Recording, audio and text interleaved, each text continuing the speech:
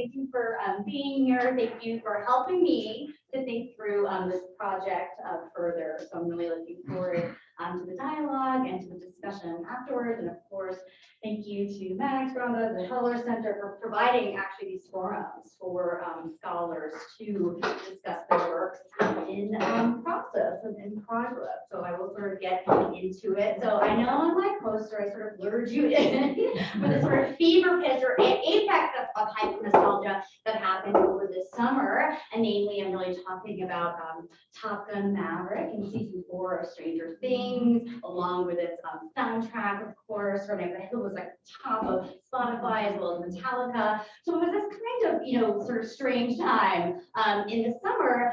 Also, my partner was getting really tired of me and talking about nostalgia and watching nostalgia and having nostalgia in our living room at the time is now thinking that I am now forcing nostalgia into the world. So I don't know if I have that power, but now, after this summer, which I think was kind of quite phenomenal. So just to sort of get into it, of course, nostalgia has a very long history in terms of visual culture, and this project really begins with this simple statement that nostalgia is not what it used to be. Okay, so now we have sort of my collage of what's going on in my mind. So it no longer means a pathological disease, and to a lesser extent, a bittersweet emotion tied to a melancholic remembrance of place. So nostalgia has really mutated to become hyperbolic over time. And it is now a dominant representational strategy and force of production, consumption, and politics in the United States. Moreover, such nostalgias are co-constitutive of the expanding culture wars, infiltrating a spectrum of American visual culture, embodying its products to populism, whether left or right leaning. So my research really focuses on this latest evolutionary phase, right, or what I call hypernostalgia. So, but of course, the project had to begin somewhere. There was an optional reading online. I don't expect you to have read it, but I'll just sort of quickly address maybe the sort of beginnings of my project, which was then transformed into an essay. So, okay, I'm loading up a tweet of a media scholar, and this is a kind of observation that was made. Could not have predicted 20 years ago that browsing in a bookstore in 2017, I see a vinyl LP soundtrack to a TV show about cassette tapes you can only watch using the internet. All right, and what was and I sort of have the images of the album art cover and the sort of cassette art cover, as well. And what's also really interesting, if you're not familiar with the text of 13 Reasons Why, it is a young adult novel, right? So it's also sort of appealing to a younger generation. So what's going on here? So, and it's not just 13 Reasons Why. It actually happens in other texts of the time, and I was really curious about the sort of reemergence of the cassette. So, despite this kind of predominance of digital technologies, right, my first hyper-nostalgic study analyzes how the cassette surprisingly reemerged to play significant roles, like in terms of narrative structure, right, to both film and television series, which were wildly popular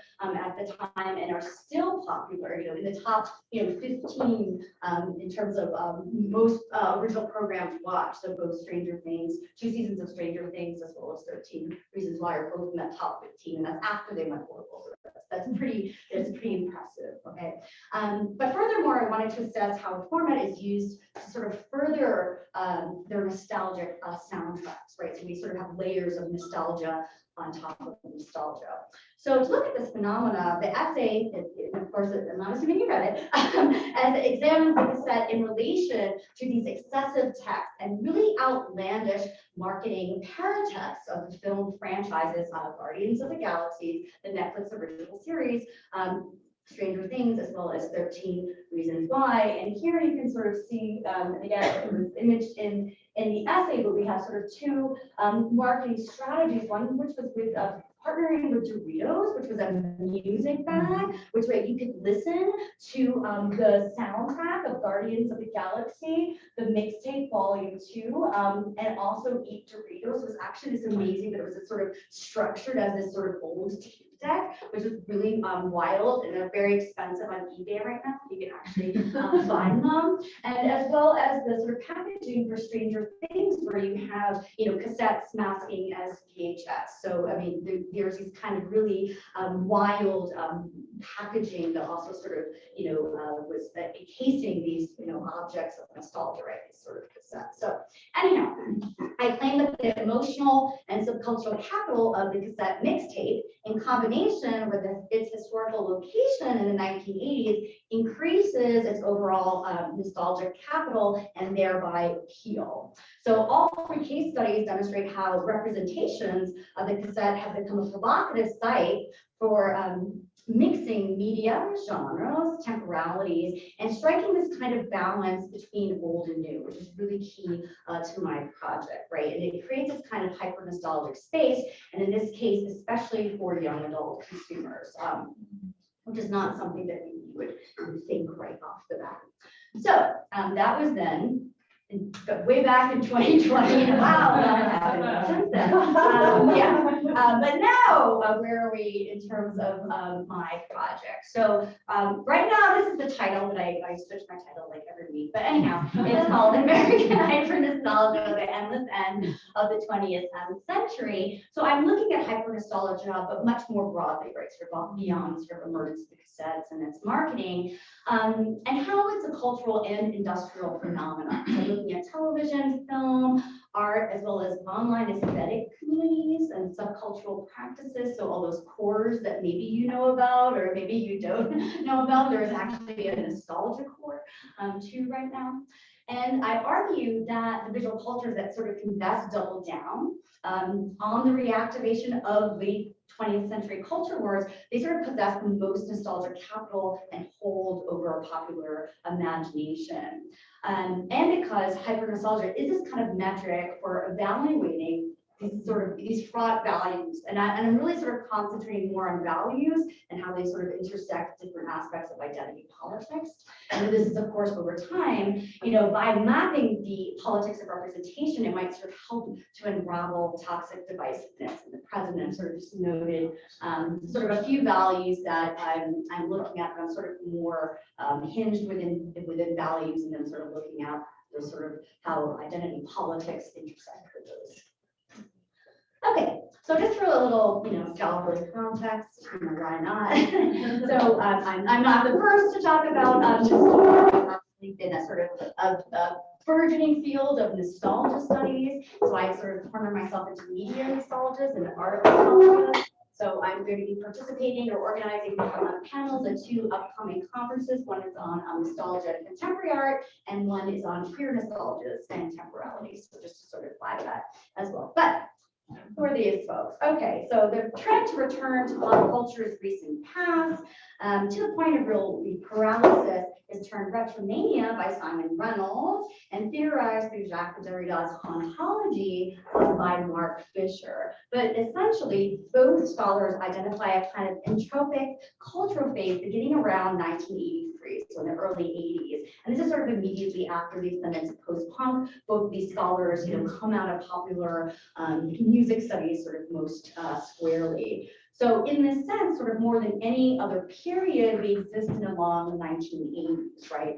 With the 1990s already historicizing the period in popular culture. If you want to think to the Wedding Center or all of those sort of shows that, I love the 80s that were starting to happen at the end of the decade, or sort of behind the music, a lot of those shows really popularized histories of the 80s. So it's already started. So also very important to my work, and I'd also say just nostalgia studies more broadly as it's sort of emerging in scholarly fields. Svetlana Boyne theorizes reflective and restorative modes of nostalgia.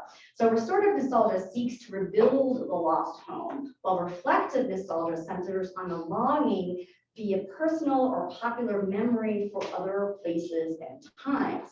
Importantly, reflective nostalgia can be ironic and humorous, and reveals that longing and critical thinking are not in opposition, which is also really important to my project.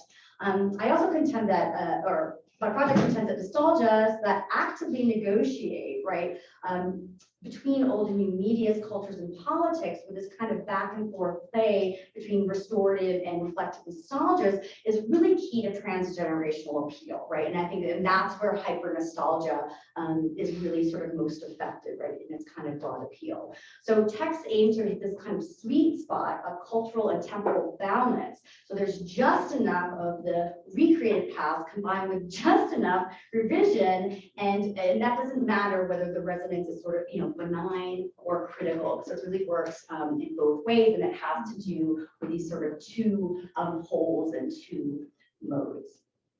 So just to talk about some case studies, so I'm going to bring up some case studies. You might be familiar with them, you might not. I am talking a little bit about Tom Cruise, but not Top Gun today, so don't be too disappointed, but we have plenty of discussion for that. So my case study questions, or I'm hoping my case studies will sort of illuminate, is that if content looks backwards while technologies move forward, how are these recombinations of old and new, whether produced by an online content creator, media conglomerate, or professional artist, you know, how are they definitive of hypernostalgia?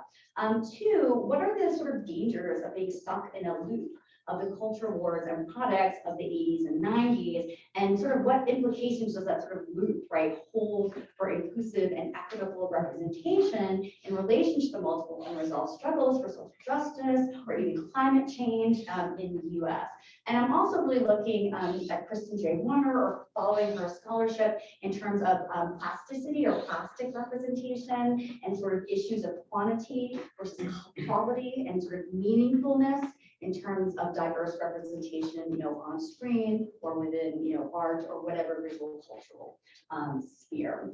And third, how can nostalgia be creatively mobilized as a tactic for reflective critique or intervention, right? So sort of looking at the different ways in which nostalgia can operate. Okay.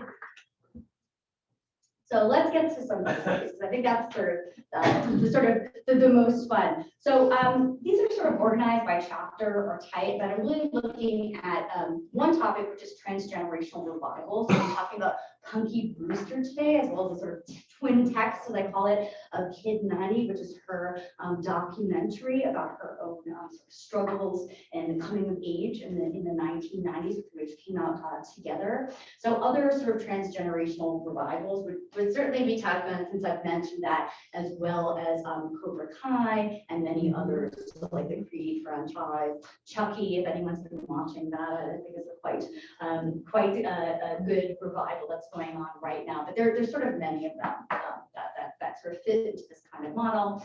And second, I'm looking at zombie media and contemporary art, the way in which old media formats are being repurposed in contemporary art. So the way in which that sort of challenges this sort of notion of contemporaneity, right? So why are all these practices sort of, you know, placing a kind of value on repurposing or sort of upcycling older media formats? And then I have another aspect to my sort of contemporary art chapters about zombie formalism and zombie markets, but that's not as fun as talking about Pizza Palace Playbook. But I'm happy to answer questions about that. So, okay, so first we're going to talk about transgenerational revivals and what's going on with Punky Brewster. Maybe you can expect to hear about Soleil Moon Frye today, but I'm going to talk about her reprise celebrity, right, as well as her struggles, which are actually indicative of two larger trends of hypernostalgia that fixate on the 80s and 90s.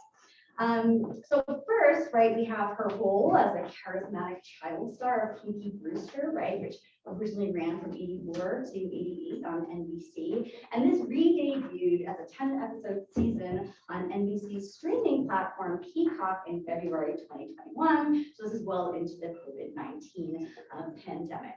So for a little bit of TV history, maybe you watched Punky Brewster, I don't know, you did, maybe you don't remember it, but let me tell you a little bit about it.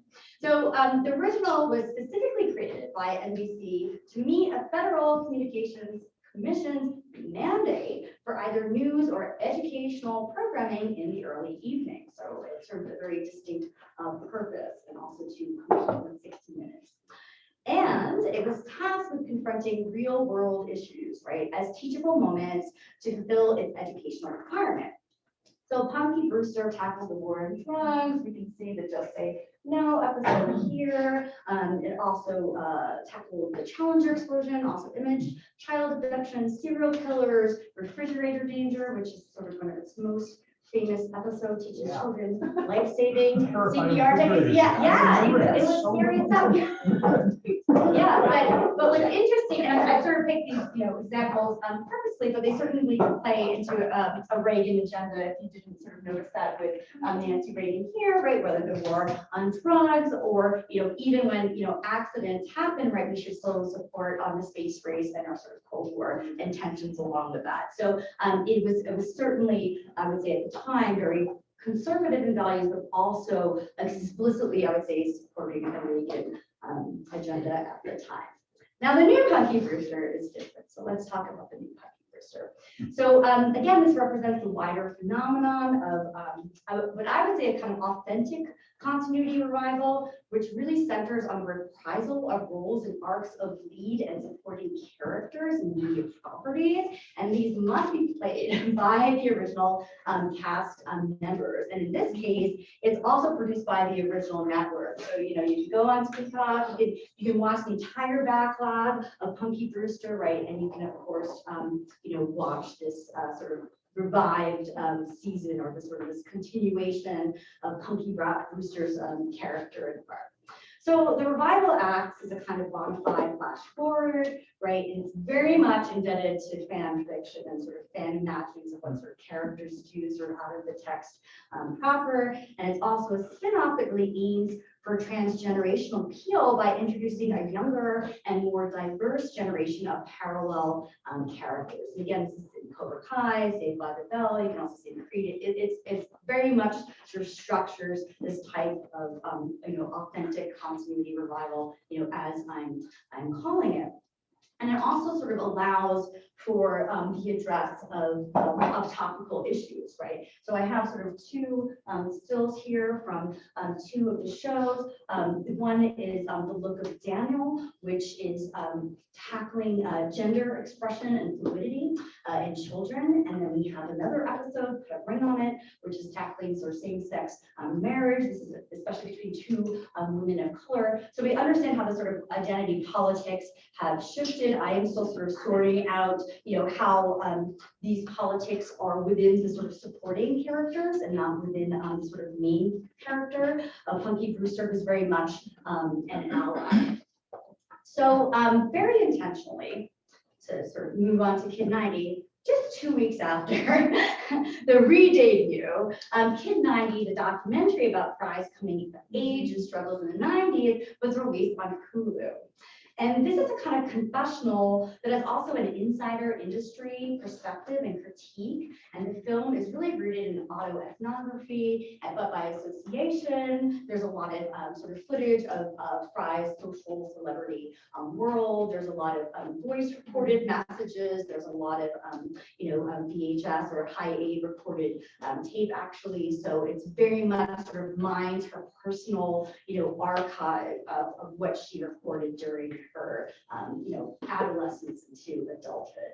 So Fry here is both the film's subject and director, and it illuminates a kind of secondary nostalgic media trend that I sort of have represented up here by two other works. And these are documentary films rooted in video essays or home video footage shot by celebrities in the 80s and 90s. So the work really sort of depicts a golden age of adolescence, which is free from social media.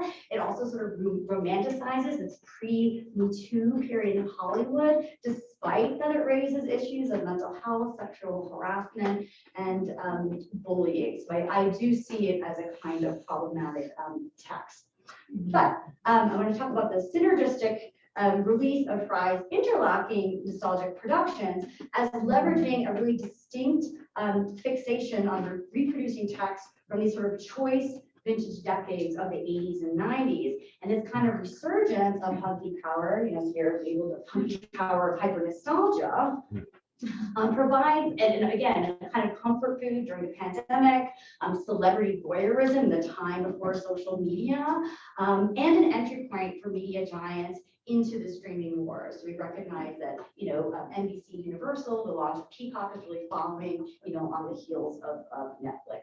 So these double media nostalgias, film and a TV series demonstrate how Fry's punky power as celebrity brand capitalizes on a star tax that blends fact with fiction and public with private in her journey from 80s child star to 90s rebellious teen to present day motherhood, which is mixed with her own nostalgic media production. So in this era of snowballing nostalgia, multiple media generations now merge, right, which is another sort of issue I'm dealing with, as viewers can grow up and learn from punky in different times and in different ways, which I think is really fascinating. But now, first and foremost, little something a little different. Everything is terrible. Not really, but they are, yeah. Well, maybe, yeah, I don't know. Right. Well, they are an art collective based in Los Angeles, right? And they've spent the last decade really calling, right, the oddities of VHS tape culture. So they're really into sort of VHS culture of the 80s and 90s. And they turned them into popular internet videos as well as live performances. They're very much a multimedia, mixed media. Their practice cross video art, found footage, remix, puppetry, performance, sculpture, assemblage, mail art, fan art, social community practice of art, probably leaving something else, but that's enough. I'd also call them curators, archivists, and independent business owners. And foremost, they are epic conservationists of 80s and 90s trash pop culture. So that's one of what I refer to them as. And if you've been to Meow Wolf, some of you, yeah, okay. If you were in the pizza staircase, yes. So they developed the Pizza Palace Play Zone, right? So that's part of Meow Wolf Denver, the Convergence Station, which also has a sort of theme of memory. So I'm not talking about this project per se, but certainly we can bring that up in the discussion because I'm sort of hoping that a lot of you have already visited that. But we're going to sort of talk about I'm going to talk about the sort of major project. Or maybe their sort of most significant work that has really taken different shapes over the past decade, and really centers on the crowdsourcing of the VHS tape of Jerry Maguire. And at this point, they've garnered 30,000 copies from this 1996 rom-com. So when they were touring the United States, they had performance tours and they do screening tours, and they go to many flea markets. Of course, they're looking for these gems of popular culture, and they started noticing that Jerry's were everywhere, right? So it was apparently the sort of most unwanted and trashed VHS. You're compelled to save the Jerry's, right, as a kind of media art activism. So certainly this project is it is funny, it's outrageous, it's sensational, it's foolish, right? It's totally unnecessary, it's nonsensical, and we see the excesses, right, of consumer culture, mass media, mass production, Hollywood celebrity culture, alongside this kind of media fetish for analog technology. So it's something that sort of happens with the digital age, something that's called post-digital, where there's this kind of fascination with the analog, and we do see that across a lot of art practices. So, however, right, this is not necessarily a fan love of the movie or celebration of a specific, star text of Tom Cruise, right? That's not really the point, and that's really not where the hypernostalgia lies. Albeit, Tom Cruise's star was probably in the 1980s, so that does have meaning here. But it's really about media format, right? And it's really a kind of lament and tribute, to the clunky, tactile VHS as well as its aesthetics. And in this case, hypernostalgia sort of places a critical mirror to American technoculture through the old and outdated media format of the VHS, also which is term zombie media. So that's also a critical term for older media formats, or media archaeology would be another one. So of course we understand that technologies are not designed for sustainability, they're designed to fail, whereby obsolescence is set to the speed of predatory capitalism. We understand this is designed, right? For the purposes of making lots of money, right? So what this project illuminates, right, is that the sort in really heavy-handed ways. I mean, I don't know what could be sort of more, you know, excessive, right? Is that for all the labor, time, and money placed into technological advances to turn a profit, media technologies are designed for obsolescence, and they are being replaced and superseded at alarming rates, vastly increasing technological waste, which is here, right, upcycled and repurposed into capital A art. So it really marks a sort of change in format and in media dominance, right? So that, you know, that is the problem. That is why Jerry Maguire, massively popular film, was trashed, right? Because it was caught in sort of change between VHS and DVD. It sort of hit that magical point in terms of industry. So what are going to happen with all these journals? Well, the ultimate goal is to permanently house the collection in the desert as a Jerry Maguire pyramid. Now, the final iteration of the project, right, will be the final resting place of the Jerry Bennett tomb. Okay, whether right they succeed or not in this project, it doesn't really matter here, right? So you know, it's really intense in concept in the vein of conceptual art, you know, as well as process, right? The sort of crowdsourcing and the process and sort of community aspect. So the result, you know, is not really the point. It's really not where the hyper nostalgia sort of lives, and I do not know if it will ever permanently live one day in the desert. But I'm going to conclude. I had sort of some fascinating case studies. Thank you for allowing me to share. This is another work by Kristen Galvin, which I will talk about, which is really fascinating as well. But just in conclusion, you know, I do hope that this, you know, project will shed some light and understanding into, or maybe provide a sort of pathway for understanding the way that nostalgia operates as an agent, right, or as a compromise in terms of a sort of divisiveness of the cultural wars that are happening. I also hope that this will promote discussion, which is very much in the vein of the Heller Center. So in the name of all that hope and productive discussion, questions?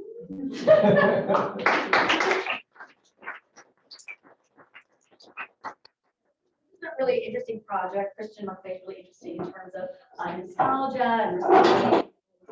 Media.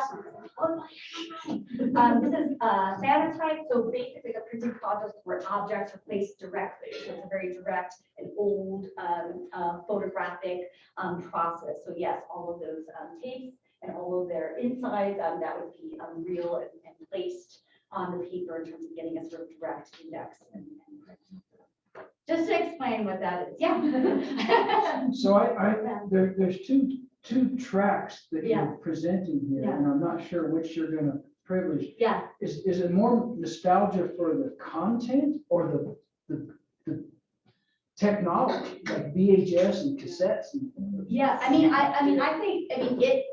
think it's both. And what's really interesting to me is the way in which old and new media are being sort of reconfigured and recombined, right? So the way in which streaming platforms have opened up the sort of reboot market, right? Because there's a sort of ability to maybe take a certain amount of risks on content, but of course there's less risk if there's already a sort of fan base. So I think it's really interesting because I think the different media formats and the content, they sort of intersect in these really interesting ways. So I think that's part of hyper nostalgia is sort of repurposing of old media and new media, but then also aspects of the content. So I think it's a kind of shifting configuration.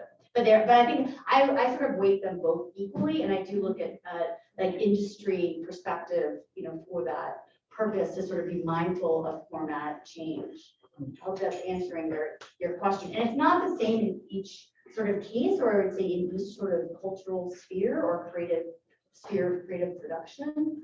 But it really is fascinating to me, like the sort of cassettes. I mean, I've always been surprised at how vinyl records make it come to. I see no reason to be nostalgic about 8-track tapes whatsoever. Well, yeah, and it's interesting, like the different media that's revalorized, it's not sort of even, and what was really amazing about the cassettes is that it doesn't have sort of audiophile sort of quality of one says, oh, okay, that's, in terms of album art, the album's way bigger because that's really tiny, but there's sort of interesting, things that sort of happen. But yeah, I mean, it's not even, right? It's sort of similar to the ways in which, you know, you can have a great technology that fails for a multitude of reasons, and now we have sort of nostalgia for certain types of technologies. And I think the cassette and the mixtape has this kind of like nice, like emotional sort of value to it. I think it has a subcultural value. It's very much about you know, underground music scenes that have traded with cassettes and sort of have followings because of cassettes. So I think it's like certain, like, yeah, why not 8-track? Yeah, that's a good question. Yeah, so, all right, so many questions. So I'm wondering if you could talk a little bit more about like reboots, remakes, and Yeah. nostalgia, because I'm Yeah. wondering if like all remakes and reboots are nostalgic.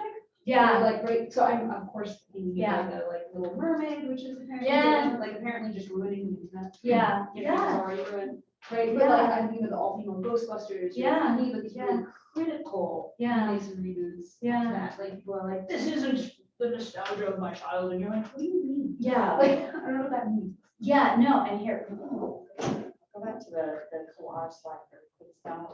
Do this and rewind. So I'm just, yeah, I mean, I guess I'm just wondering like what. No, I don't- What counts as like nostalgia. Yeah, right? yeah, and I think, you know, what's really interesting too with Disney and the sort of reprocessing and the sort of animations into live, like live, you know, remakes.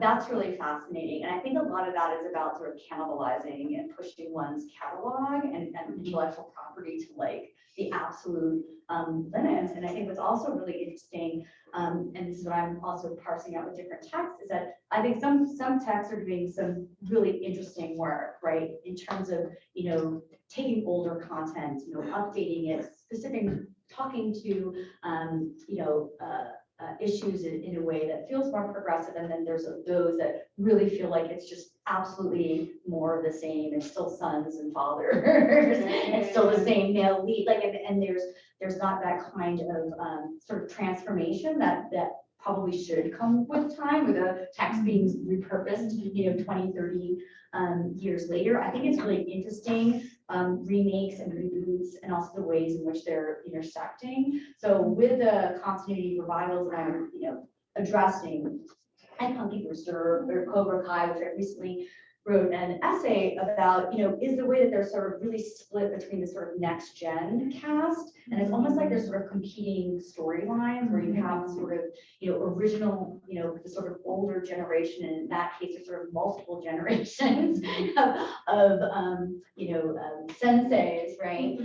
Versus the sort of like really like young adult, you know, melodrama that's playing out in this high school.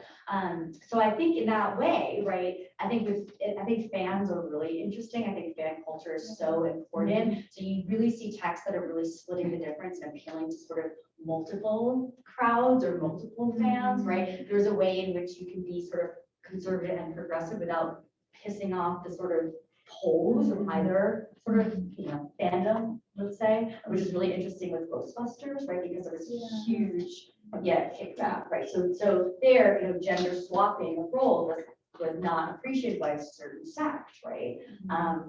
You know, and then, you know, the sort of Ghostbusters Afterlife, I think sort of remedied that, like in terms of having, again, the sort of next gen, younger generation. So there's a way in which we sort of split the nostalgias according to age. You can sort of do a lot of things. So I'm just sort of thinking about, I don't know if you saw Afterlife, Ghostbusters. Yeah, no, Yeah. I did. I'm sure Yeah. sorry, Yeah. I don't know. I just was Yeah. wondering what people were like, well, that's not nostalgic for me. But I Yeah, no, but it is, Like yeah, that, yeah. right? So, and I didn't sort of talk through, there's a lot of different kinds of nostalgia, and sort of like in personal versus collective is really interesting. And that also, you know, it personal versus sort of like historical, right? So all of those sort of nostalgias come into play, right? And it is subjective, like my nostalgia, the home I want to restore is not your home that we want people to restore. My reflection is not reflection. And I think that's where it becomes really interesting to intersect with sort of cultural or hot topics and the way that they get sort of articulated. And again, it's not even. Maybe as I sort of go through this project, I'll sort of like articulate it into, sort of main category. And not all nostalgic texts are sort of great successes. And I think, there's a way in which, Bel Air, right? So that is a sort of true, reboot. That is like a true reboot. It's a switch of genre, and it's really not a sort of nostalgic text, but it's doing really interesting things in terms of the sort of genre as well.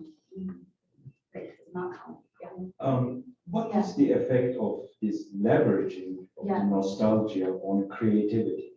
Is do we see a more creative burst, or the new series they fade much faster because they run out of ideas? Yeah. What is your observation? Yeah, I think that's a great observation. I'll say that, just to cite Reynolds again. So the sort of idea of cultural stasis. So he really feels very strongly that sort of creativity is in trouble, right? That we're running out of the past, right? We're running out of the past to reprocess to the point that, we've hit this kind of point of cultural stasis.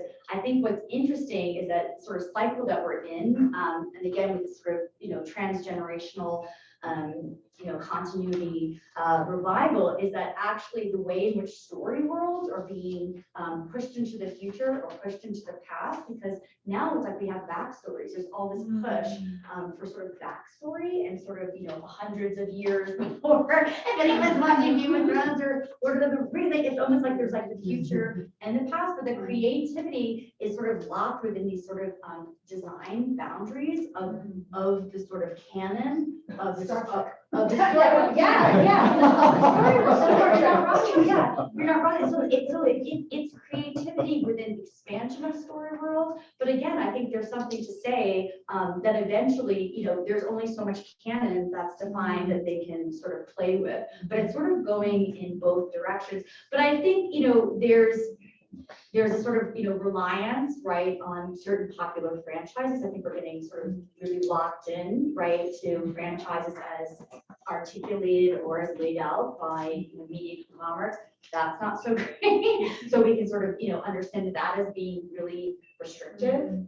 In terms of, again, with popular music and creativity, I think that from maybe that world, it's pretty strong that, the creative process is troubled, right? And that it is restrictive.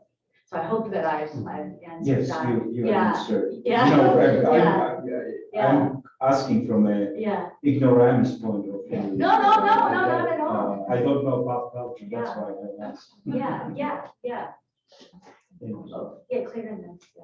Well, that, to me, what Nasha just said kind of corresponds to what John said earlier about why on earth would these texts be appealing at all. And I wonder about, you articulated this split between the format and content. And I would love to hear your perspective on how the constraint of format plays into creativity. Because I think, like you said, in certain contexts, constraint in terms of content can breed interest in forms of creativity. What about constraint in terms of the format?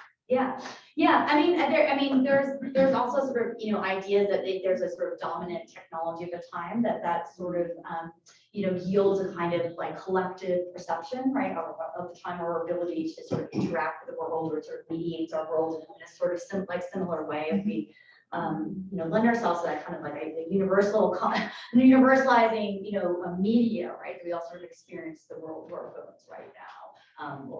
We experience listening through vinyl or through, cassette when it's more mobile, so we can walk around with our Walkman. So we can understand that there's these kinds of perceptions, and these kinds of shifts. But again, I think the way in which media format now, right, if you're sort of thinking about, and this sort of goes back to my first essay, when you have a soundtrack that's, you can download it, you can get it on vinyl, you can get it, on cassette, but it's then just your preference, it's your choice that you say, I'm going to go to Urban Outfitters and buy it on cassette because all of a sudden that's cool, again. So I really think it's interesting that, media generations as defined by whatever sort of dominant media format at the time, whether it's, records, VHS, what have you, is kind of, falling apart, that it's sort of more about preference in certain ways. I think that's really interesting too,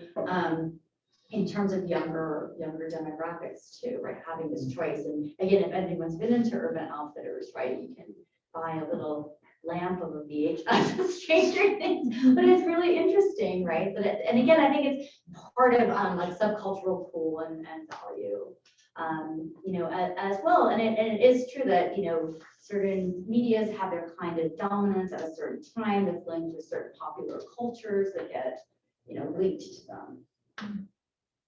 And Prince's Purple Rain is sold out at Urban Outfitters too, as a sort of re-release. It's really fascinating. I sort of talk about sort of different statistics, but it's kind of really wild, what's happening. Couple questions, or Yeah. comment and a question. Sure. As you were talking, it was making me think about how like genres of music have used nostalgia though as a convention for decades. Yeah. Like hip hop Sure. uses nostalgia as part of the remix and part of the sampling. sampling. So I don't know that, like, to me, that's a convention of its creativity. Like it's always been part of it. So in that way, like nostalgia is not necessarily like inhibiting it. It's part of the creative process. Yeah. Second thing is, for me, I'm really interested in horror. Oh, And yeah. I think a lot about the process that movies that engage in postmodern intertextual play in canonizing certain films. So they get to choose, like Scream gets to choose what films it wants to canonize by making references. So inherently, when we see references on Stranger Things to A Nightmare on Elm Street in this last season or whatever it is, Major. you are supposed to understand, oh, so that's a film I need to know. But then you have the picking and choosing. Well, then what films are we not deliberately pushing? And so I'm really interested in that part of the canonization process, how nostalgia, now that we have this big zeitgeist, how are we participating in the canonization process? How is that a problem? In some ways, or good in others? No, I mean, it's a kind of historicization, right? That's like happening, actively. And I think too, with, canon, and again, I was just, working on, Cobra Kai, but it's almost baffling to me that the second and third films would even be, revalorized in any ways because they're so terrible. But now it's like, because of these new sort of story worlds that sort of develop, right? It sort of revalorizes the sort of the canon, now it's like a sort of new, the new canon, now it's like a sort of trilogy, right? And then they don't really care about the other properties, or not yet, right? Or we don't really know. And I think it's really interesting too with Stranger Things, where it's like mixing from so many different sort of, genres and sort of like popular cultures. And then there's also some that are in time and some that are out of time. And there's a lot of loose play, right? It's not really historically perfect. Like that song is not from that, 1984, right? So I think that's really fascinating. I think horror, like Halloween and like that canon, is like a really interesting sort of trajectory. Or we also have these texts that have just been around for a long, like Halloween or sort of Star Wars, right? We're just now like the expansion is just like I can't even wrap my head around it anymore, or Star Trek, right? But I mean it's a kind of, there's a kind of like accepted pop cultural history. I also think it's really interesting the way in which I'm just gonna talk about sort of Cobra Kai, where they're using the canon as like actual memory too. It's like the actual memory of the characters, right? Whether it's sort of their own nostalgia for like, oh, the 80s were great, or it was like, oh, it was bad, it was when I was bullied, right? Or that's when I had the real love of my life, or looked the best, my headband and leather jacket, or I don't know. But like there's all these sorts of sort of reminiscences, right? The way in which actually canon's being used in really interesting ways. That's why I had like Top Gun took some serious notes from Cobra Kai in terms of how to do that really effectively. So. Should I just go around the table? I'll go around the table, So, I have a lot of thoughts in my head. Oh, good. But I'm wondering about the limits of nostalgia. Yeah. In thinking about nostalgic futures. Yeah. Particularly thinking, Star Trek it goes to other worlds, Yeah. but I'm thinking particularly of The Handmaid's Tale and the Mad Max series, that both of those kind of hit a wall because they were imagining our present and it got a little too close. So I think so both of those films were imagining our present, right? Or the novel was imagining our present. And so I do wonder if nostalgia breaks down when it confronts the future. Right. But I do think Star Trek's, because it moves to another world, possibly can't, but I wonder if it deconstructs itself, because I see that happening in the Hulu series, and I definitely saw it in the Mad Max. Right. Yeah, I mean, I think, this sort of ideas of, like limitations, right? Or, if we're taking, the ghosts of the past, and remember sort of putting them into this kind of, present moment, right? But then, what happens with the sort of projection into the future, right? So I think that's a good comment in terms of it's sort of like falling apart, or maybe doesn't sort of work as well. But I think it's also interesting with sort of time, like a Back to the Future, where like the Back to the Future was the 80s. I thought was really like that was like that. I mean, that's really that was really interesting. Like I'm not writing about it, but I think sort of like this sort of like time play, or sort of like issues of time traveling. I haven't watched Quantum Leap yet, but I will at some point. But I think that's really interesting too, right? Because we can sort of lock that text into a particular time, but the text is not about particular time, although the original is sort of locked into cultures of time. So that's also the sort of, to John's point of the sort of like the when, or the temporality of the media versus like the content, and then now we're sort of crossing. So I don't know. I haven't watched it. I was supposed to, and I didn't. So it's like 2 weeks though. Yeah. Can I follow up? Yeah. I wonder about another limit to nostalgia yeah. is the actual bodies. Like Tom Cruise is not gonna live forever. We can be thankful for that. But there's CGI. And Sharon's still going. Yes, well, Prince is, and part of the nostalgia for Prince is that he died tragically, right? And so we have this sense of, so there's something about nostalgia in that. But there might be this way that, what if Punky Brewster hadn't had a daughter, right? Like that sense of where are the limits of being able, are they in the actual human bodies that embody that original, right? No, I think it's interesting. I also, because I'm thinking a lot about like de-aging and CGI and deep fakes and things like that, right? Because Tom Cruise has, if you've seen that. But I think it's really like fascinating, right? In terms of these, iconic performers for like a particular, time, but now this technological ability to make them perform at any age and at any time. It's really kind of wild, right? As a maybe like as a kind of like counter to think through like the technological or industrial relationship. I mean, and that happens in Star Wars, right? We understand that dead stars perform. Well, we can't erase, we can erase his wrinkles, but we can't erase what he's done for the last 20 years. So there's something that his actually being in time makes the nostalgia, like it deconstructs the nostalgia for what he was when he was a young adult. And then with the superstars too, there's like the history of the star type and what he's doing off camera too, which becomes so much a part of like his persona. I know there was hands here and there's Max, and I don't know if you still have. I had a question, but I think there were a couple hands over here. Oh, okay. And Colin. Okay. Oh, sorry. I think I have my dots in. You're fine. I was wondering if your research, noted any differences with nostalgia in queer communities, and whether that could be due to the loss of such a large population, of entire generation. Yes.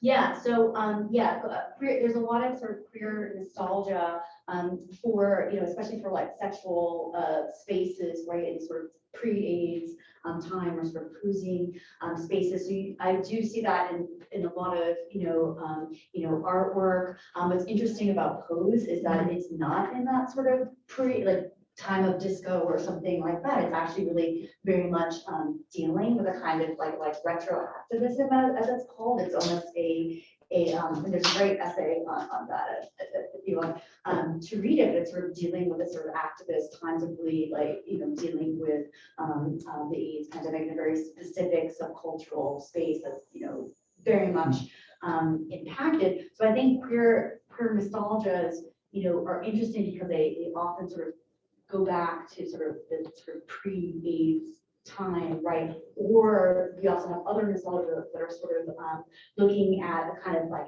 activism or celebrating a kind of activism that happens in the wake of AIDS. I think what I am sort of looking at, which I find really interesting in Chucky and Saved by the Bell, I never would have thought I would consider them as queer texts and queer nostalgias, but I actually absolutely do, because of the way that they make queer and trans characters like very, very central. And I think that they're treating those characters in the way where they do have really interesting story arcs. They're a main part of the story and they're not kind of sidelined. So I think nostalgia's made some really interesting things that are sort of outside of a box that maybe was more about sort of AIDS discourses. So I'm sort of looking at that, and so we should stay in touch after queer nostalgia and temporalities panel. I'll probably have a lot more to say about it because I think some really interesting things are happening. Like I think it's really like Chucky. I mean, it's so wild to me the way in which like that.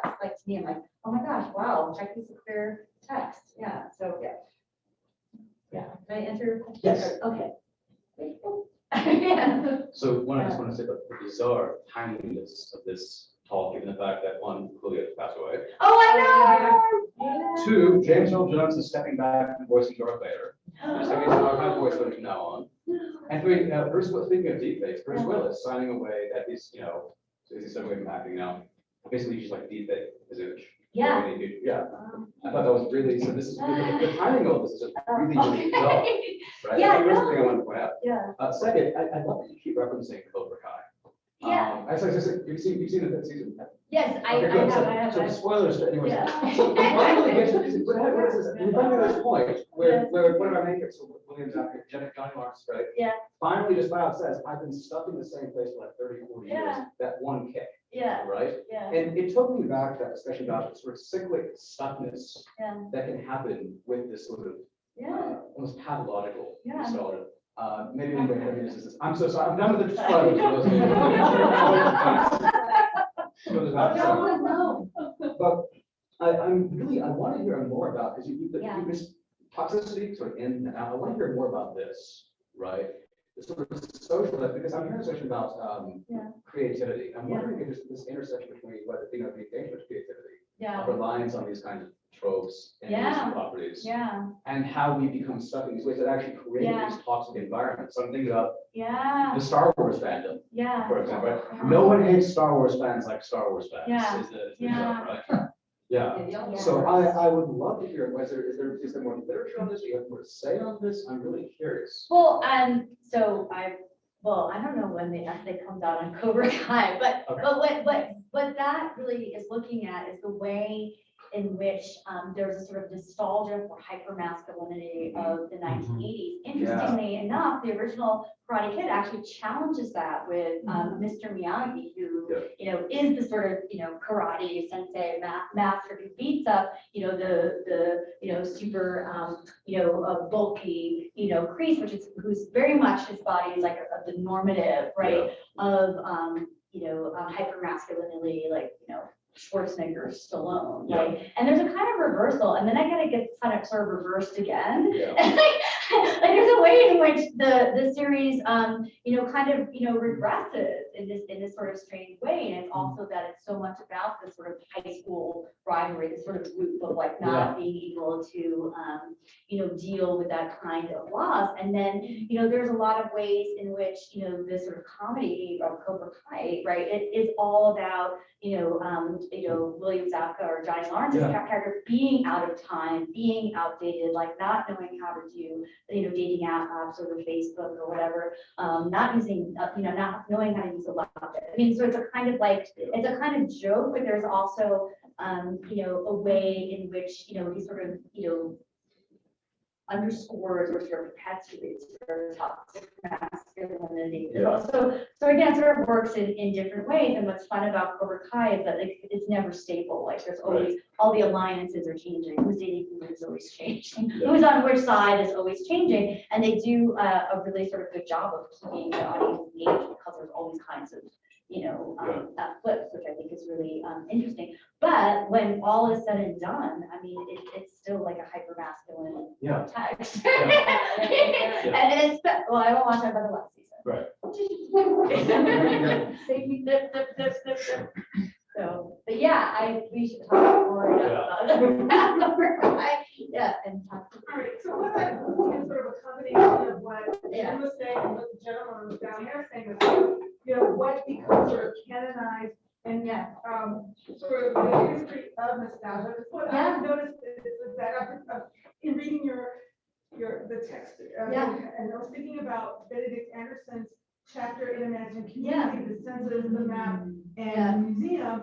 Sometimes history gets rewritten in such a way that it's not about the people for whom it was originally intended for. It's more about the new people who are now engaging it. So, I'm sitting there watching Stranger Things, and I was a kid in the 80s. I mean, that was my period. I was in high school at this time, and I feel like, okay, I don't remember it going down like this. We had a following, but we weren't jamming on our cafeteria. Oh, I know.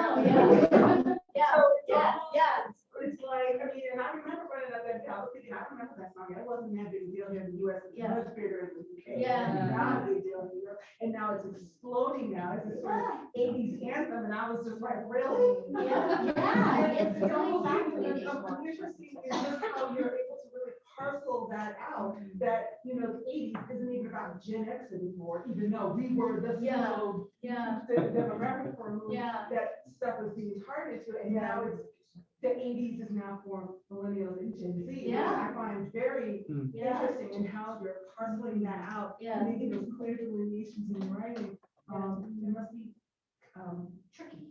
I think it really is. I think like media generations, the way in which they're conflated, the way in which it becomes of like preference, right? And that there is a kind of, of draw, right? I mean, it does have to do with the sort of popularization, of Stranger Things, right? But then you have these other kinds of texts. I think it's really interesting how this kind of, like I would say, like YA, just young adult coming from the novels, that it's that either the period or the music of the time, which was super mobilized by 13 Reasons Why, that like the sound of teen angst, right? It's Joy Division, like, and it's always going to be Joy Division, right? I mean, and I think it's really fascinating, right? That we sort of get like now all of a sudden, the sound of teenage, angst or, teenage, loss or love, right, is sort of locked into this kind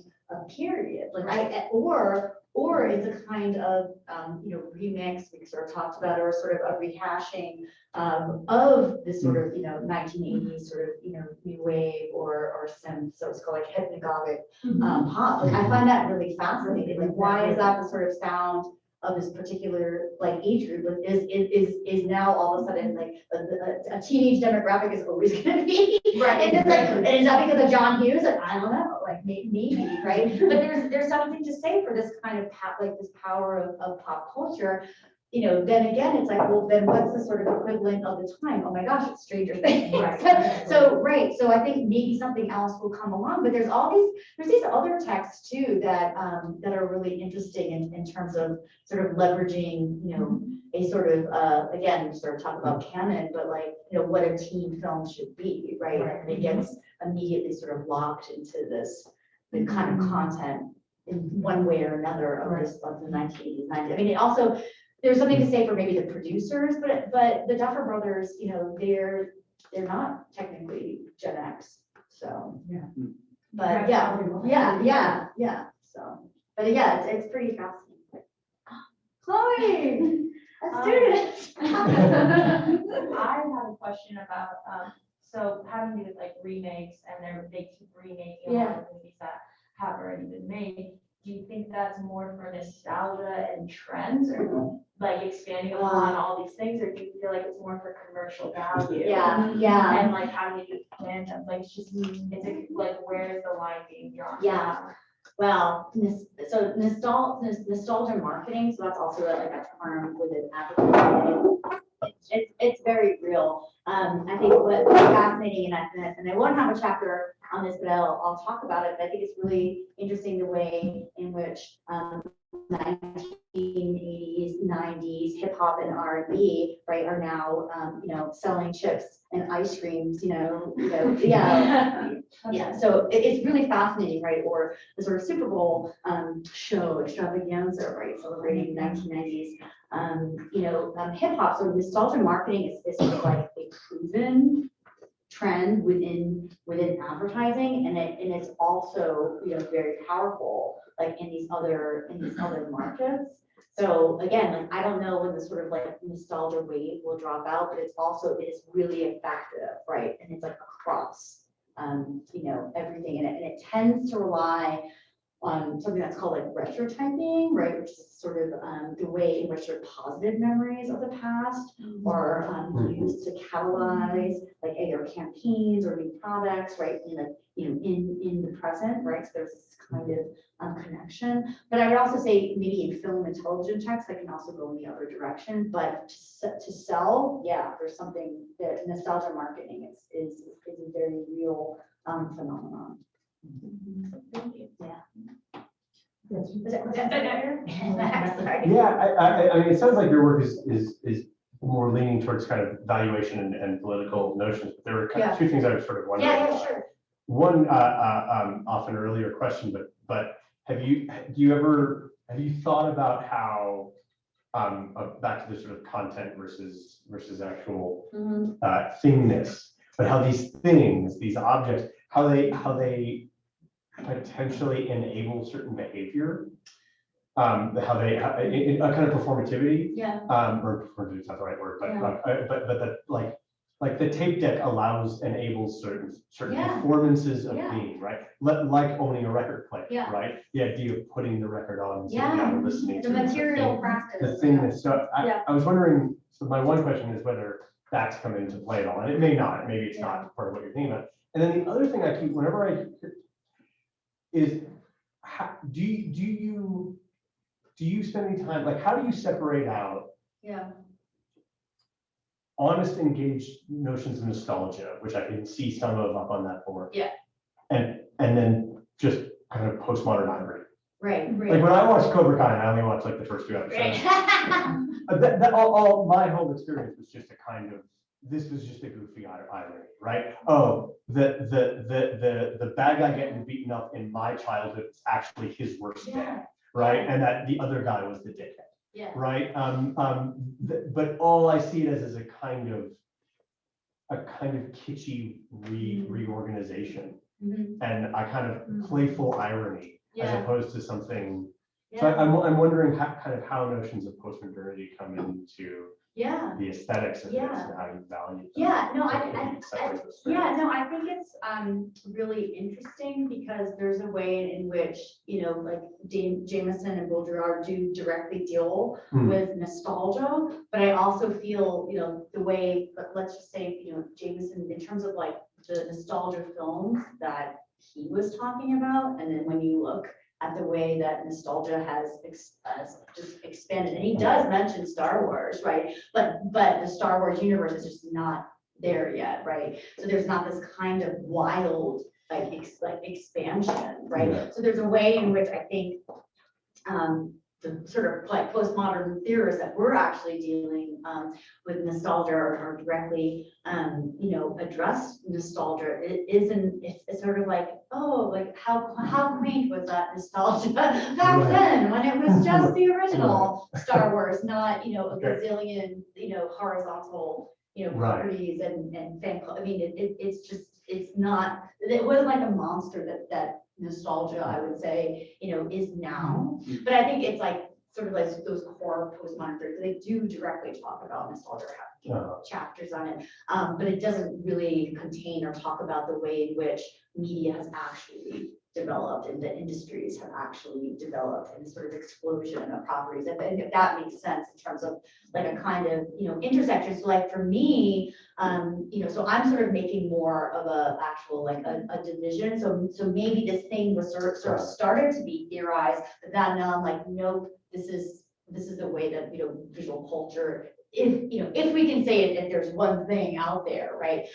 Or sort of one sort of dominant trend. So that's why I'm calling it this kind of, you know, excessive, outlandish, multiplying nostalgia. And also like the sort of irony being is that, you know, like Lucas and Spielberg that are like that are addressed in Jameson, like those are the ones that are actually most sort of reprocessed now, right? Yeah. So it's sort of like an infinite mirroring of if that makes sense. So But that the engagement is not ironic, it's earnest. Yeah, I actually think what's interesting, I think with Cobra Kai, is that it does start with this sort of like fan fiction or kind of gag, you know, but the way in which it's developed, right? And that like Sensei Kreese is like given like this incredible backstory, right? To make him sort of, you know, more sympathetic in a character. I mean, that's just completely wild, right? He was in, I can't, you know, mathematically say his, you know, lines and screen time, but like maybe 7 minutes in the original. He was just like the bad guy, but like it's kind of, yeah, it's wild. And then in terms of like material practices, I mean, I do think there is a different listening, like you're saying, like when it's vinyl or when it's tape, right? The sort of idea of slowing down, the idea that there's consequences to material, right? Of course, you could break your laptop or things, you know, like that, but that, you know, that's what I find really interesting, you know, about like the property of tape or warbling or like the things that you can sort of, you know, do to it, or that when a record gets scratched and there's a kind of care and there's a kind of like temporality to the listening and a kind of engagement, I think is actually really different. I think it's good, it's like more intimate, it's slowed down, right? Than the sort of speed of like jumping around, listening to a minute of a song like I do and then going to the next, because we can do that, right? So there's something, I don't think there's something about it. I think like album art is really precious. I think that's maybe because of, for me, but that's also like part of it is like the album and sort of like possessing the star. I mean, so there's something to that as well, whereas this is, you know, it's different, you know. I don't know, I have records at home. I'm like, I don't have my tapes with me anymore, but yeah. And the clicking and the clunkiness too. I like buttons, pushing things, not just these things. Yeah. Should I, Rhonda? Oh, no. yeah, I don't know about that. Yeah. Yeah, okay, go ahead. Okay, yeah, hi, thanks for that. That's great. Rhonda's comment actually made me think of something that I don't know why I didn't think of before, but I'm thinking about some of the writing about like generational conflicts as sort of ways of mapping sort of arguments about resource allocation or class war at some ways between different generations, those who have sort of property and those who are seeking to get into the housing market or what have you, right? So Gen X, Boomer, Gen Z, so on and so forth.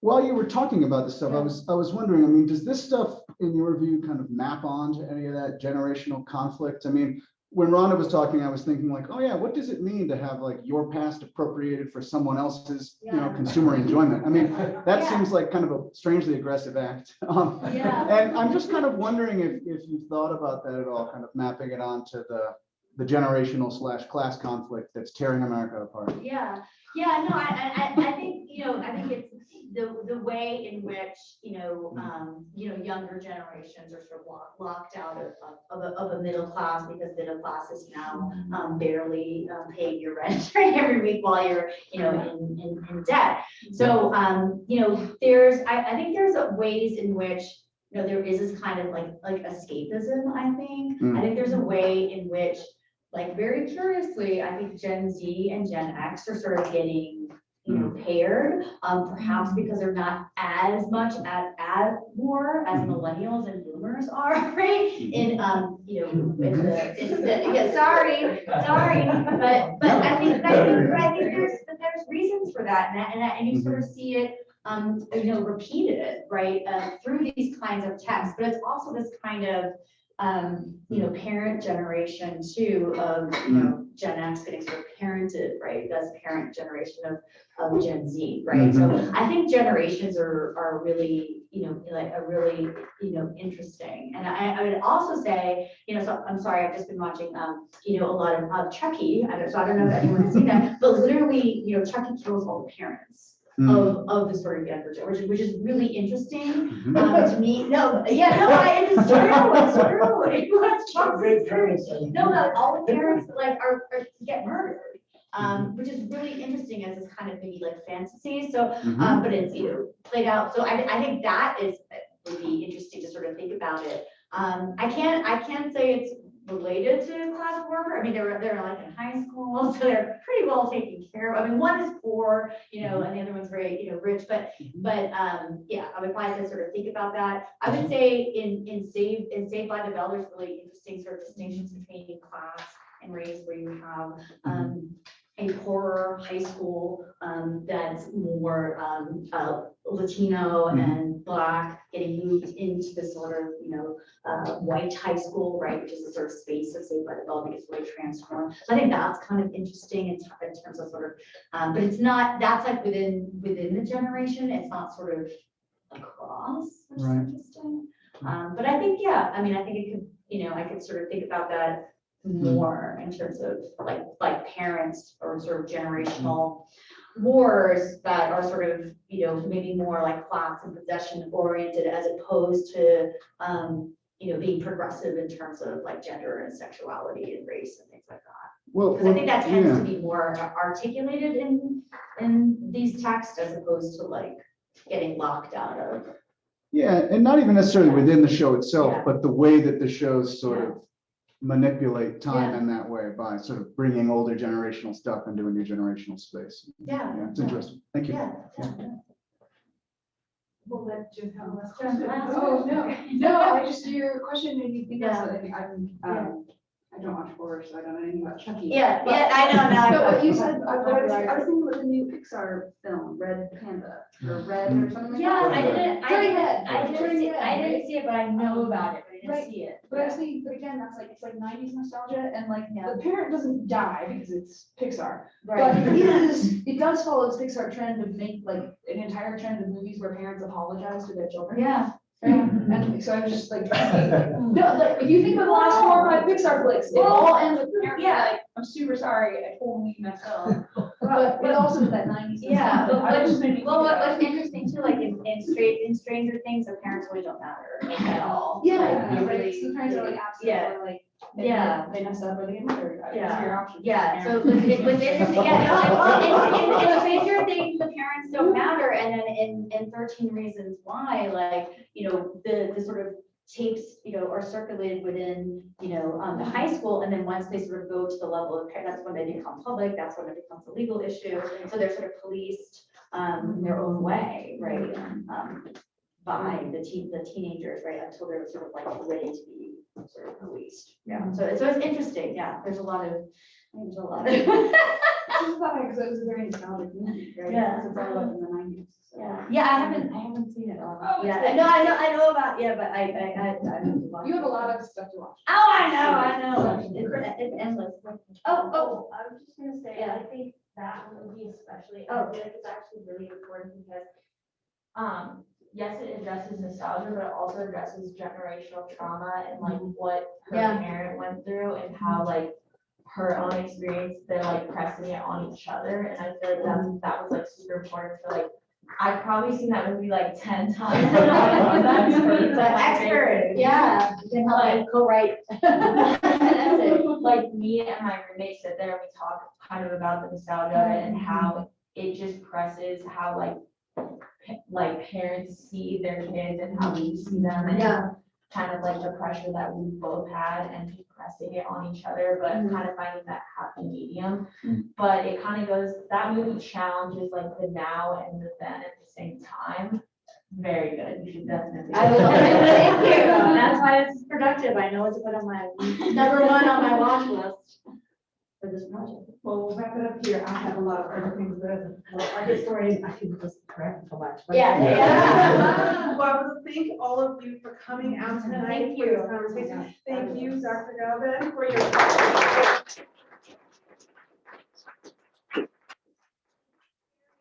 Good idea. We have a full schedule coming up every Thursday in October. We have an event. We have a schedule outside for you on the front table. Please take that home with you. Safe driving home. Take care, everyone. Thank